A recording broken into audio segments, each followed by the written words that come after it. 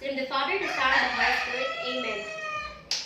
Arrange your chairs properly and pick up the pieces of paper under your chair. Ganahan mo mag-energizer ta?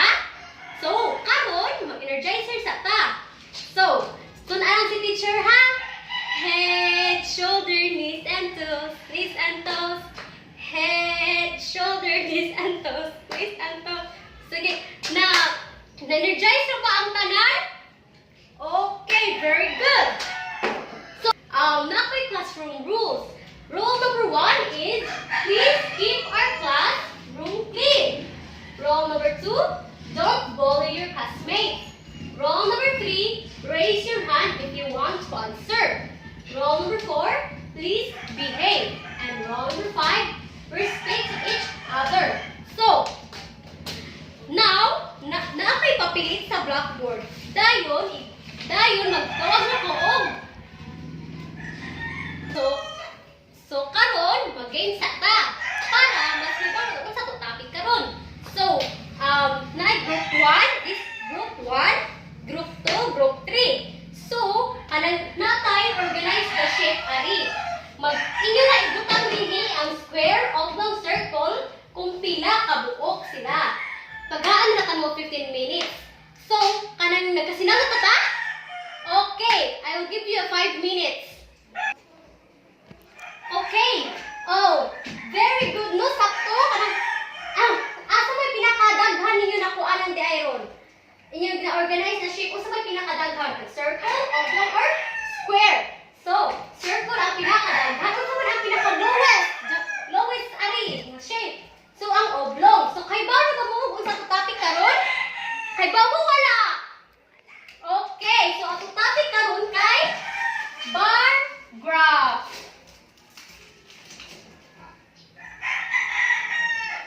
What is bar graph man di ay? So, ang bar graph are the pictorial represents of data in form of data and the form of vertical, horizontal, rectangular bars where the length and bars are proportional to the measure of data. So, ang bar graph kay na siya two different types.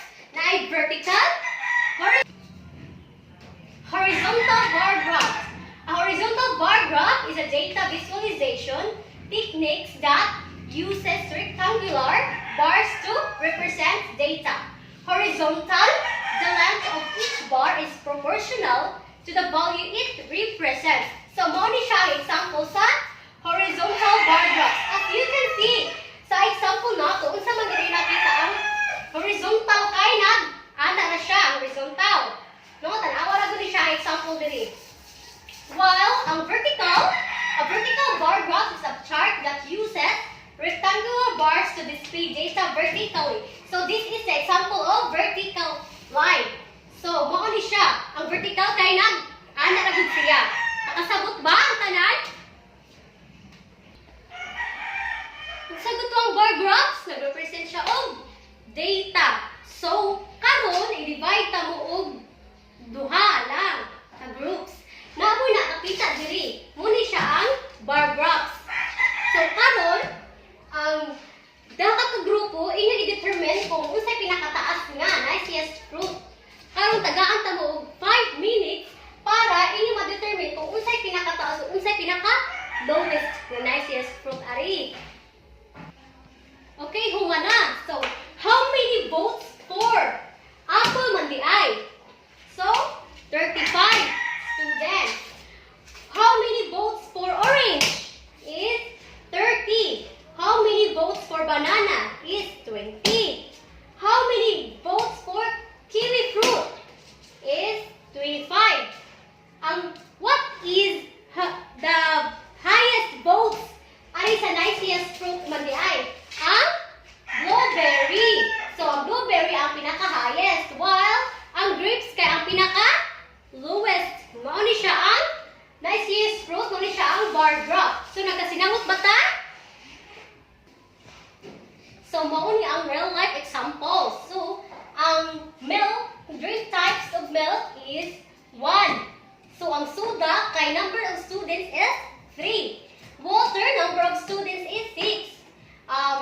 Number of students sa juice kay 7. While ang tea kay number of students is 5. So, ang highest ani kay ang juice, while ang pinaka-lowest ang soda. Mo ni siya ang real-life example sa bar graphs. Ug karon diri nato masukod ang inyong nakamabukan ug nakasabot ba jud mo sa gidiscuss ni teacher. So karon mag-quiz ta. So ako basahon ang instruction para mas makasabot. Look at the bar graph below. This bar graph compares the number of apples, bananas, and oranges.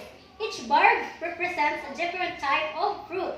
The number at the top of each bar shows how many of fruit there are. So naara siya bar graphs diri para mas masabtan ninyo encircle the correct answer. Ihatag na ko nini ang kaning test paper sa inyo ha. Tagaan na ta mo og 15 minutes to answer.